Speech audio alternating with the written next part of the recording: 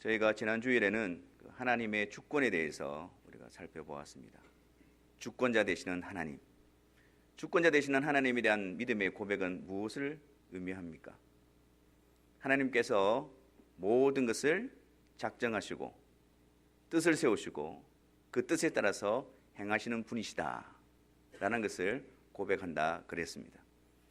우리는 하나님께서 우리의 동의도 없이, 우리와 인원도 없이 그냥 독단적으로 뜻을 정하시고 행하시는 일에 대해서 불평을 가지기도 하고 불만을 가지기도 하고, 하나님 너무 불의하신 분이 아니신가, 불공평하신 분이 아니신가, 그렇게 생각하기도 합니다.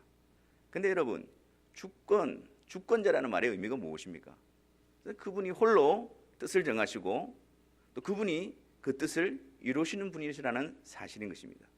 그러므로 우리가 하나님이 주권자이십니다 라고 고백할 때는 모든 것이 하나님의 뜻 가운데서 하나님이 이루어 가시는 것을 우리가 고백할 뿐만 아니라 우리의 삶 속에서 그것을 인정하는 삶을 살아야 하는 것이죠. 로마서 8장 28절 말씀에 하나님을 사랑하는 자, 곧 그 뜻대로 부르심을 입은 자들에게는 모든 것이 합력하여 선을 이루느니라. 그렇습니다. 주권자 되신 하나님만이 하실 수 있는 일이죠. 모든 것을 그의 뜻대로 주관하시고 다스리시고 통치하시는 유일하신 하나님만이 그 모든 것을 합력하여 부르신 자들에게 선을 이루어 줄 수 있는 것입니다. 하나님의 뜻에 의해서 택함을 받은 자들, 부르심을 받은 자들에게 이루어 주시는 선이라는 것이 무엇일까요? 단지 우리가 원하는 대로 풀려지는 것을 말할까요? 우리가 어떤 상황을 만나더라도, 어떤 형편 가운데 있다 할지라도 하나님께서 궁극적으로 그의 부르신 자들에게 이루어 주시고자 하시는 선이라는 것은, 유익이라는 것은 바로 예수 그리스도이십니다. 예수 그리스도 앞으로 이끌어내시고 예수 그리스도 안에서 풍성함을 누리게 하시고 예수 그리스도로부터 힘을 얻게 하시는 것입니다. 그래서 궁극적인 선, 천국에 도달할 때까지 그리스도 예수 안에서 그들을 지키시고 보존하시고 인도하시는 것이 우리에게 베풀어 주시는 선이며 유익이 되어지는 것입니다. 너희 안에 착한 일을 시작하신 이가 마지막 날까지 그것을 이루실 줄을 확신하노라. 그것이 주권자 되신 하나님께서 택한 자들 가운데서 이루시는 하나님의 역사인 것입니다. 그러면 오늘은 이 본문의 말씀을 통해서 그 택하신 자들에게 하나님께서 그 택하셨다라는 그 의미가 어떤 의미를 가지고 있는 것인가 라는 것을 한번 살펴보려고 합니다. 택하신 자들을 합력해서 최종적인 선, 천국에까지 이르게 하시는데 그 가운데서 하나님은 그 택하신 자들을 어떻게 힘있게 하며 굳건히 세우며 능력 있게 보존하시는가, 그 부분에 대해서 한번 살펴보려고 합니다. 우리가 이 험한 세상 가운데서 하나님의 택함을 받은 자로서 하나님께서 주시는 힘과 능력으로 주님이 오시는 그날까지 우리가 믿음을 지키며 나아가기 위해서는 세 가지 사실을 꼭 기억해야 합니다. 우리의 택함은 어디로부터 오는 것일까요? 첫 번째, 2절 말씀을 한번 보겠습니다. 2절 말씀에 곧 하나님 아버지의 미리 아심을 따라 라고 말하지요. 하나님 아버지의 미리 아심을 따라 택하심을 입은 자들이라고 말합니다.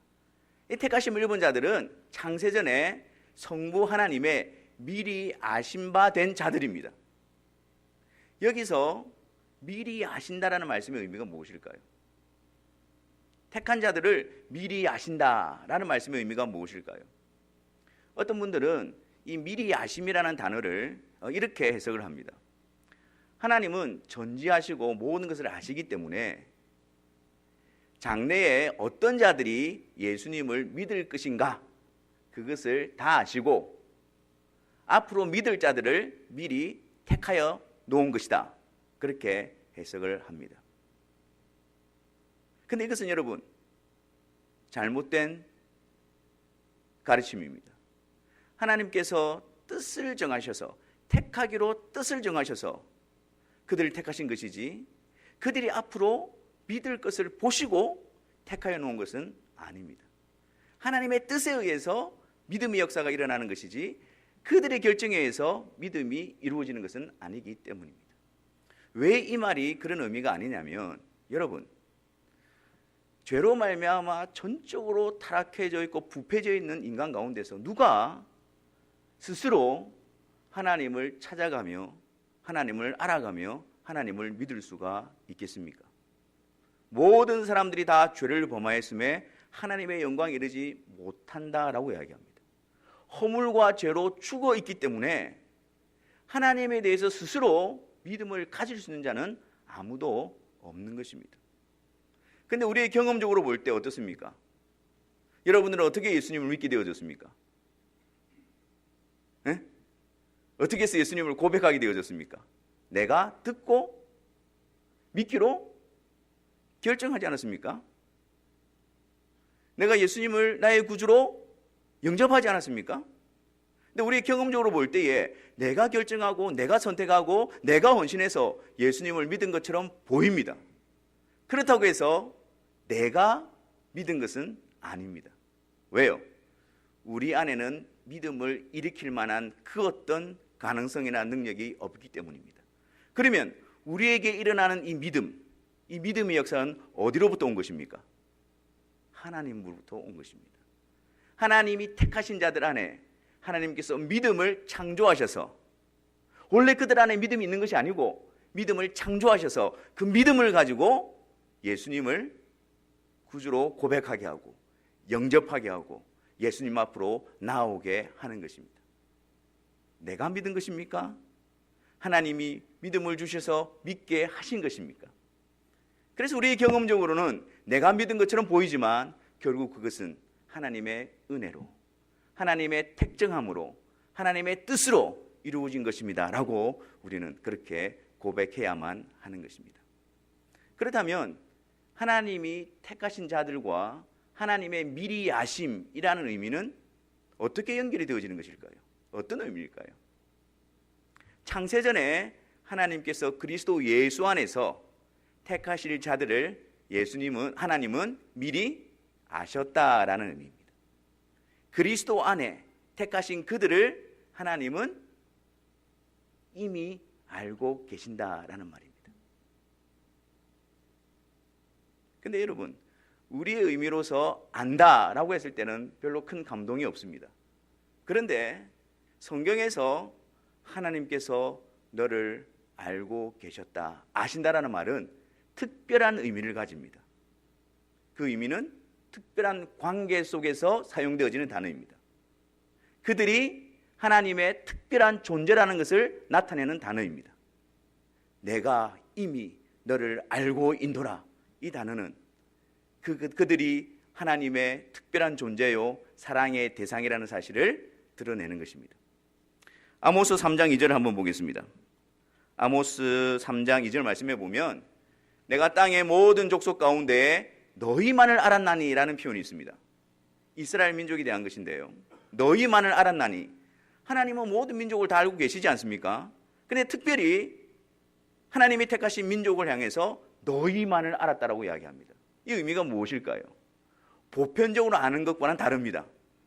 그냥 다른 사람들처럼 아는 것과는 다릅니다. 특별히 내가 너를 안다. 특별히 내가 너를 사랑한다. 너는 나에게서 특별한 존재다. 내가 너를 영원토록 돌볼 것이다. 그 하나님의 의지적인 마음이 포함되어진 단어가 미리 아심이라는 단어인 것입니다.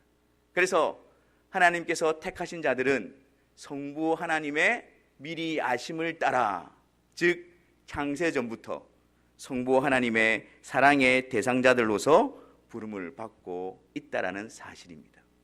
처음부터 그리스도 안에서 하나님 사랑 안에 있었던 자들입니다. 근데 우리들의 상황과 형편에 따라서 그 하나님의 사랑이 절대로 바뀌지를 않습니다. 우리가 다 양 같아서 그릇 행하여 각기 제 길로 갔을 때, 처음부터 그리스도 안에서 우리를 아시고 우리를 사랑하셨던 그 하나님의 사랑이 어떻게 나타났습니까? 우리가 여전히 죄인 되었을 때에, 우리가 하나님 앞에 원수 되었을 때에, 하나님을 대적했을 때에 그 처음 우리를 아시고 처음 가지셨던 그 사랑이 그 상황 가운데서 어떻게 나타나셨습니까? 우리를 버리시거나 우리를 내치신 것이 아니라 오히려 그런 불의한 우리들을 하나님께로 이끄시기 위해서 그분은 그의 유일하신 독생자 아들 예수 그리스도를 보내어 주셨습니다. 그리고 우리에게 있는 우리 무리의 죄악을 그에게 옮기시고 우리가 받아야 되는 죄의 저주와 형벌을 예수 그리스도로 하여금 다 감당하게 하셨습니다. 변하지 않는 우리를 아시는 그 하나님의 사랑은 그런 불의와 죄악 가운데서 우리를 내버려 두시는 것이 아니라 오히려 죄 없으신 유일하신 아들 예수 그리스도를 통해서 우리를 구원해 내시는 것입니다. 우리의 신앙생활을 한번 보십시오. 우리가 얼마나 자주 넘어집니까? 우리가 얼마나 자주 범죄합니까? 하나님의 말씀을 알면서도 고의적으로 의도적으로 그 말씀 앞에 강팍히 행하는 자들이지 않습니까? 처음 우리를 아시는 성부 하나님의 그 사랑이 그런 상황 가운데서 어떻게 베풀어집니까?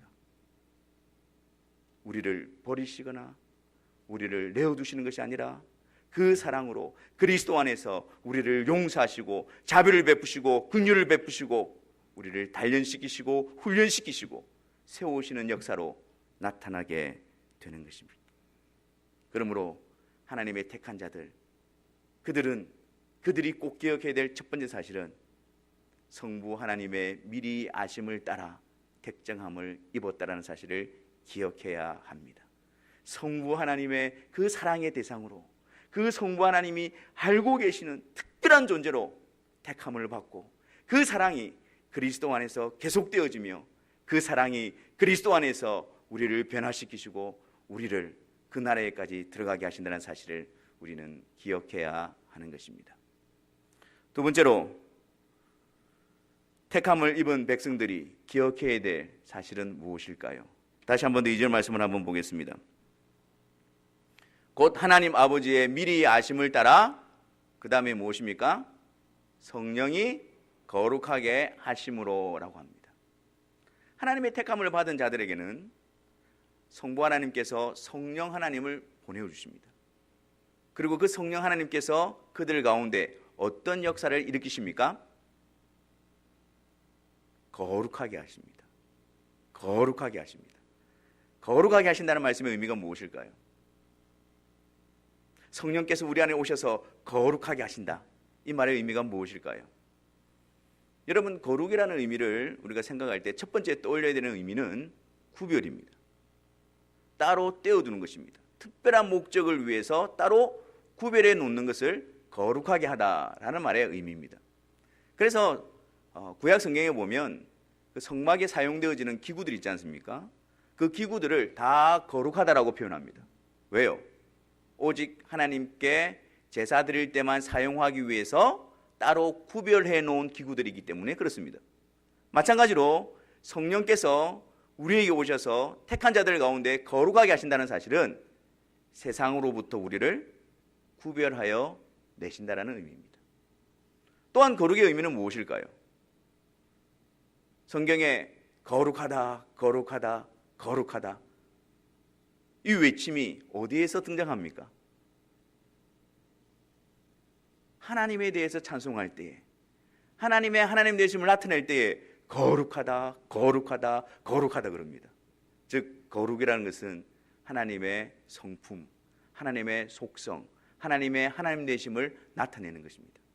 그런 측면에서 성령께서 택한 자들 가운데 거룩하게 하신다는 말의 의미는 세상으로부터 우리를 구별해내고 그리고 우리 안에 계속해서 거룩하게 하심으로 하나님의 성품을 닮아가게 하신다는 말입니다. 세상으로부터 구별된 우리들 가운데에 성령께서 거하셔서 계속해서 죄악에 물들어 있는 모습들, 죄악의 본성 가운데 빠지는 모습들을 성령께서 거룩히 하시는 모습으로 몰아내게 하시고 거부하게 하시고 그 안에 하나님의 성품을 닮은 자로서 말씀을 통해서 세워가게 하시는 역사를 성령께서 이루어 가시는 것입니다. 그렇기 때문에 하나님의 택한 백성이라고 한다면 성령께서 내조하시는 자들입니다. 고린도전서 3장 16절에 너희가 하나님의 성전인 것과 하나님의 성령이 너희 안에 거하시는 줄을 알지 못하느냐라고 말합니다. 성도들, 택함받은 자들은 하나님의 성전이며 거룩한 성령이 거하시는 곳입니다. 그렇다고 해서 우리가 죄가 없다는 사실이 아닙니다. 성령께서 우리를 계속해서 거룩하게 하신다는 사실입니다. 그렇기 때문에 성도의 삶에는 끊임없이 회개가 터져 나올 수밖에 없습니다. 끊임없이 내 속에 자리 잡고 있는, 넘어져 있는 그 죄악의 모습 때문에 가슴 아파할 수밖에 없습니다. 애통이 여길 수밖에 없습니다. 옛날에는 죄의 종로로 타던 우리들이었는데 이제는 죄를 미워하게 되어집니다. 죄를 거부하게 되어집니다. 죄의 자리를 도망가게 되어집니다. 그리고 우리 안에 성령의 거룩하게 하시는 역사로 말미암아 하나님의 말씀을 통해서 순종함으로 하나님을 닮아가는 역사가 계속해서 끊임없이 일어나게 되는 것입니다. 여러분, 성령의 역사하면 무엇이 가장 먼저 떠오르십니까? 아, 저분은 성령 충만한 것 같아 라고 말할 때 어떤 모습이 떠올려지십니까? 예? 예? 순종. 예, 순종. 내가 그렇죠, 순종. 또 우리가 보통 이렇게 성령이 충만하다 그러면 우리가 그려가는 그런 몇 가지 그림들 있지 않습니까? 외부적으로 좀 드러나고 좀 이렇게 외국말도 좀 하고 좀 이런 모습들, 기적을 체험하고 뭐 이런 모습들에 대해서 우리는 성령의 역사라고 많이 생각들 합니다. 네, 여러분, 성령이 우리 안에 오셔서 행하시는 일이 무엇입니까? 거룩하게 하시는 것입니다. 성령이 우리 안에 충만히 역사하시는 이유는 우리가 죄인이라는 사실을 뼈저리게 보는 것입니다. 우리 안에 은밀하게 숨겨져 있던 죄악이 낱낱이 드러나는 것입니다. 그리고 그 자리에서 내가 죄인임을 고백하고 이런 나를 구속하여 주시기 위해서 보내신 예수 그리스도를 든든히 붙들게 하는 것입니다.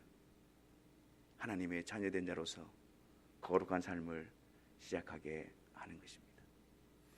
택한 자라는 확신을 가지고 있으면서도 내 안에 죄에 대한 경각심이 없다면, 내 안에 계속해서 죄가 둥지를 틀고 있다면 이것은 온전한 성령의 사역이라고 볼 수가 없는 것입니다.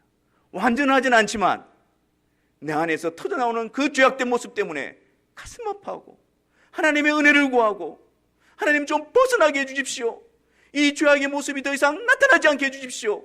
그렇게 하나님 앞에 가슴을 치면서 기도하는 모습이 성령께서 우리 안에 거룩하게 하시는 역사의 모습이 되는 것입니다. 택한 자들은 나의 양심 때문이 아니라 나의 도덕적인 수준 때문이 아니라 내 속에 거하시는 성령께서 거룩해 하시는 역사로 인해서 끊임없이 죄악을 토설하고 죄 가운데 넘어져 있는 것을 애통히 여기며 죄를 미워하며 하나님 뜻에 순종하기 위해서 발부능치는 몸부림치는 그런 거룩한 역사가 있게 되는 것입니다. 성령을 통해서 죄를 미워하고 성령을 통해서 하나님의 말씀에 순종하는 자로 우리를 세워 가시기 때문입니다. 세 번째, 택함을 받은 자로서 우리가 꼭 기억해야 될 사실이 무엇일까요? 2절 말씀을 다시 보겠습니다. 곧 하나님 아버지의 미리 아심을 따라 성령이 거룩하게 하심으로 순종함과 예수 그리스도의 핏부림을 얻기 위하여라고 말합니다. 자, 처음에 무엇이 있었습니까? 아버지 하나님의 미리 아심을 따라, 그 다음에 성령의 거룩하게 하심과, 그리고요 이제는 순종함과 예수 그리스도의 핏부림을 얻기 위하여라고 말합니다. 성부 하나님과 성령 하나님과 이제 성자 하나님께서 등장하십니다. 성령 하나님께서 성부 하나님의 미리 아심을 따라 택한 자들을 거룩하게 하시는 유일한 근거가 무엇입니까? 바로 성자 하나님이신 예수 그리스도의 순종하심과 예수 그리스도의 핏부림을 통해서 그 일이 이루어지는 것입니다. 근데 여러분, 이 표현이 어떻습니까? 조금 생소하지 않습니까? 우리는 예수님께서 우리를 위하여 피 흘려 주셨다, 예수님께서 내 죄를 사하여 주시기 위해서 피 흘려 주셨다, 그런 표현들을 많이 쓰는데 오늘 본문에 보니까 예수 그리스도의 핏뿌림이라고 기록을 하고 있습니다. 왜 이 단어를 사용하고 있을까요? 왜 베드로는 이 단어를 사용하고 있을까요? 이 단어는 신약 성경에 여기에만 나오는 단어입니다. 여기에 모아진 시선을 우리로 하여금 똑같은 단어가 사용되어졌던 출애굽기 24장으로 이끌어가기 위함인 것입니다. 출애굽기 24장, 도대체 어떤 일이 일어났습니까? 어떤 내용이 기록되어져 있습니까? 하나님께서 이스라엘 백성들을 애굽에서 이끌어내시고 시내산에서 그들과 함께 언약을 맺으시는 장면이 기록되어져 있습니다. 내가 너희의 하나님이 되고 너희가 내 백성이 되리라, 이 언약을 체결하는 그 모습이 24장에 기록이 되어져 있습니다. 근데 이 언약을 체결하기 전에 하나님께서는 모세에게 먼저 한 가지 조치를 취할 것을 명령하십니다. 그 조치가 무엇입니까? 시내산 주변에 진을 치고 그 누구도 들어오지 못하도록 경계를 정하라고 합니다. 왜냐하면 거룩하신 하나님께서 임재하실 때에 죄인인 그 누구라도 그 길을 침범하게 되어지면 죽음을 당하기 때문에 들어오지 못하도록 경계를 정하라고 합니다. 그리고 아론의 자손들과 아들들과 이스라엘의 70장로를 데리고 하나님께 나오라고 합니다. 그러나 하나님께 가까이 가지는 못합니다. 조금 앞선 곳에서 멀리서 경배하도록 하고 모세만 하나님께로 나아갑니다. 그래서 그 모세가 하나님으로부터 받은 명령과 말씀을 가지고 다시 내려와서 백성들에게 이 말씀을 다 읽어줍니다. 그랬더니 백성들이 어떻게 합니까? 일찍 우리가 하나님의 말씀을 다 순종하겠습니다 라고 그렇게 말을 합니다. 그리고 그 다음에 모세가 소를 가지고 번제와 화목제로 하나님께 제사를 지냅니다. 그리고 그 희생제물의 피를 반은 여러 양푼에다 담고 반은 제단에다가 뿌립니다. 그 여러 양푼에다가 담은 그 피를 어떻게 했을까요? 백성들에게 뿌립니다. 지금 그 장면을 베드로는 이야기하고 있는 것입니다. 그래서 하나님과의 언약이 체결되어졌다는 표로 그 희생제물의 피를 뿌리는 것입니다. 근데 그 당시에 언약이 실행되기 위해서는 이스라엘 백성들이 하나님께서 하신 말씀에 온전히 순종해야만 했습니다. 순종하지 못할 때는 그 언약이 깨어져 버리는 것입니다. 근데 이스라엘 백성들이 하나님의 말씀에 온전히 순종하겠습니다 라고 했지만 여러분들도 그들의 역사를 알다시피 그들이 하나님의 말씀에 온전히 순종했습니까? 왜 같은 입장이라서 말을 못하시는 겁니까? 순종하지 못했지요. 할 수 있는 능력이 없습니다. 그때 그들은 진심으로 하나님의 말씀에 순종하겠다고 말했지만 그들이 그렇게 순종할 수 있는 능력이 있는 자들이 아닙니다. 그러면 그 언약은 어떻게 되어집니까? 깨져버립니다. 그런데 11절 말씀을 한번 보십시오. 11절 말씀에 하나님이 이스라엘 자손들의 존귀한 자들에게 손을 대지 아니하셨고 그들은 하나님을 뵙고 먹고 마셨더라 이래 됩니다. 그들이 순종하지 못함으로 말미암아 하나님으로부터 멀어지고 하나님의 저주 아래 심판 안에 있어야 되는데 그런 그들임에도 불구하고 그들이 하나님께서 그들에게 손을 대지 아니하셨고 하나님을 뵙고 하나님 앞에서 먹고 마시는 하나님과의 화목이 이루어지게 된 것입니다. 어떻게 해서 이런 일이 일어나게 되어진 것이죠? 무엇 때문입니까? 그 백성들의 순종이 아니라 예수 그리스도의 순종과 그 희생제물의 피가 아니라 그 희생제물의 피가 보여주고 있는 예수 그리스도의 피뿌림으로 말미암아 이 놀라운 하나님과의 화목이 이루어지게 하신 것입니다. 그래서 마태복음 11장에 보면 예수님께서 성찬식을 하시면서 마지막 십자가 지시기 전에 이렇게 말씀하십니다. 마태복음 26장 28절입니다. 우리 다 같이 한번 읽어보겠습니다. 이것은 죄사함을 얻게 하려고 많은 사람을 위하여 흘리는 바 나의 피 곧 언약의 피니라. 모세가 희생제물의 피를 뿌리면서 이것이 언약의 피라고 말했고, 베드로는 이때 뿌려진 그 피가 우리를 위해서 이 세상에 오신 예수 그리스도의 갈보리 십자가에 설주신 그 피를 말하는 것이다, 그것을 말하기 위해서 똑같은 단어를 사용하고 있고, 예수님도 내가 흘리는 피가 그 언약, 하나님이 우리의 하나님이 되시고 우리가 하나님의 백성이 되는 이 일을 이루어주시는 일에 있어서 흘려주시는 피다라는 것을 우리에게 알려주고 있는 것입니다. 우리는 불순종하고 우리는 불의하고 우리는 언약을 지켜갈 수 없는 자들이지만, 예수님이 우리의 언약의 대표자가 되어주시고 중보자가 되어주시고 머리가 되어주셔서 우리를 대신해서 예수님이 온전히 순종하시고 우리가 지은 모든 죄를 예수님께서 대신 핏부림으로 다 담당하심으로 말미암아 하나님이 우리에게 손을 대지 아니하시고 우리가 하나님을 배웁고 하나님 앞에서 하나님과 함께 교제하며 화목하게 되어지는 이 영원한 복이 이루어지게 하신 것입니다.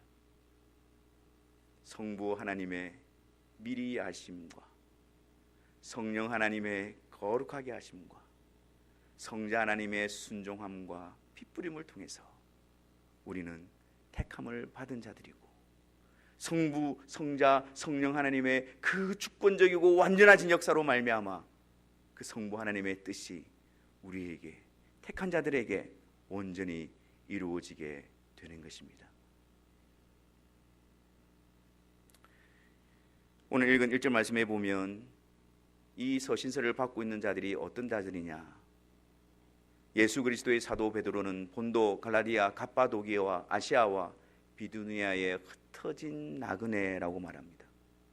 예수님 때문에 이 세상에서 흩어진 나그네들, 예수님을 믿는 믿음 때문에, 신앙 때문에 핍박을 받는 흩어진 나그네들, 예수님 때문에 세상으로부터 구별되어져서 세상으로부터 대적이 되어지고 세상으로부터 위협을 받게 되어지고 환난을 받게 되어지고 고난을 받게 되어지는 흩어진 나그네들, 그들에 대해서 이 편지를 쓰고 있습니다. 어쩌면 그들은 예수님 때문에 현실적인 어려움 가운데서 흔들리고 있을 수도 있었습니다. 예수님을 믿는 믿음을 붙들고 있고 그것을 지키기 때문에 고향을 떠나 흩어져서 정처 없이 낯설은 곳에서 그들의 생활을 연명하고 있을 수도 있었습니다. 하지만 베드로는 그들에게 이 말씀을 주고 있습니다. 너희들을 둘러싸고 있는 것은 이 세상이지만, 예수님 때문에 이 세상으로부터 위협과 공격과 어려움과 고통이지만, 실제적으로 너희를 둘러싸고 계신 분은 성부 하나님의 미리하심과 성령 하나님의 거룩해 하심과 성자 하나님의 온전하신 구속하심 가운데에 너희가 둘러싸여져 있다, 이것을 보여주고 있는 것입니다. 우리의 육신의 눈으로는 이 세상의 어려움밖에 보이지가 않습니다. 우리의 육신으로는 지금 우리가 당한 환난밖에는 보이지 않습니다. 그러나 성령께서 우리의 눈을 열어주실 때에 성부, 성자, 성령, 주권자 되신 삼위 하나님께서 우리를 감싸고 계시고 우리를 붙들고 계시고 우리를 품고 계시는 것을 우리로 하여금 보게 하시고 알게 하실 것입니다.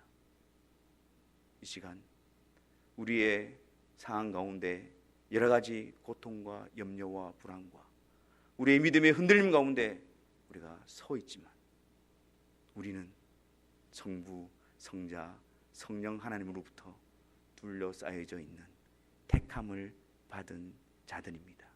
그분의 능력과 그분의 약속과 그분의 신실하심을 통해서 우리는 이 세상 가운데서 구별되어져 하나님께서 약속하신 영원한 나라에 이르기까지 우리를 이끌어 가실 것입니다.